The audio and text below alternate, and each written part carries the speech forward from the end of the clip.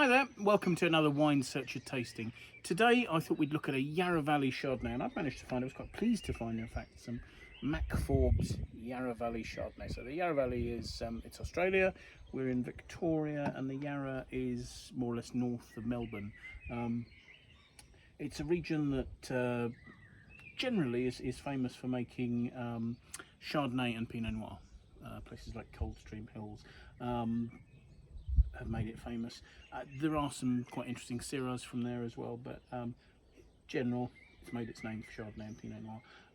Mac Forbes, really quite an interesting, slightly more new wave, younger, exciting producer, looking at trying to show the character of the Yarra through its individual, through the character of its individual areas. So he his primary range of wines is a range of single vineyard wines. So they have wines from places like Yarra Station, Woori and Coldstream. They then also make a village range where they're sort of trying to show the different regions of the Yarra, and then this is a wine that is made from those wines that perhaps don't quite make the cut of that. There is a note on their website saying that this is a slightly fuller style, so I wonder if it's a wine made from the later pressings, which will be richer, have a little more weight and slightly softer acidity. It's a wine made without much oak influence. They're trying to pull back on that from the single vineyard wines. So what have we got here? Looking at it, we've got, I don't know whether it's the green from this, the green bottle, the grass, but to me this seems a very, to have quite a clear tinge of green on it. Other than that, quite lemony sort of yellow colour. The aromas are quite complex.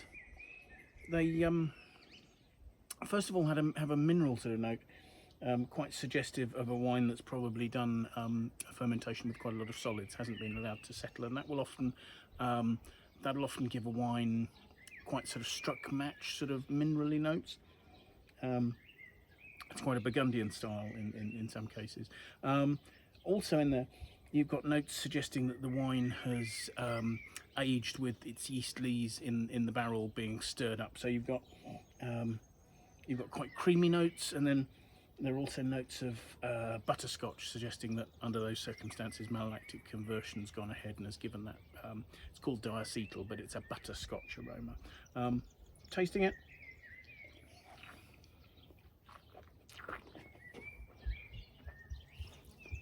gosh, that's got really fresh acidity, and that makes the flavours very pungent. The acidity is sharp. It's almost like sort of green apples. If you've ever made the mistake of biting into a crab apple like I did once as a child, you get that rush of malic acid, which is, you know, so tart, sharp acidity.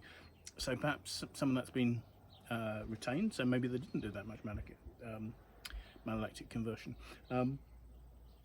What else have you got in there? You've got, as I say, as from the aromas, there's a lovely rich creaminess. The alcohol's not particularly high. This is only 12.5%, so possibly the grapes were picked slightly earlier than would be normal, just to rein back on sort of rich tropical flavours in there. Flavours are of green apple. There's a touch of lemony acidity, but the acidity, as I say, makes the flavours really pungent. It's not a big wine, it's not heavy, but it's got really intense flavour, and you can imagine that with food, with creamy sauces or something, this would cut right through, or with seafood, it would really peak up the flavours in that. I think this is an exceptional wine. I love the way that, you know, it's several seconds since I've had this in my mouth and I can still taste the flavours, and they're expanding in my mouth. And this is, I think, Mac Forbes, really good exponent of Yarra Valley Chardonnay.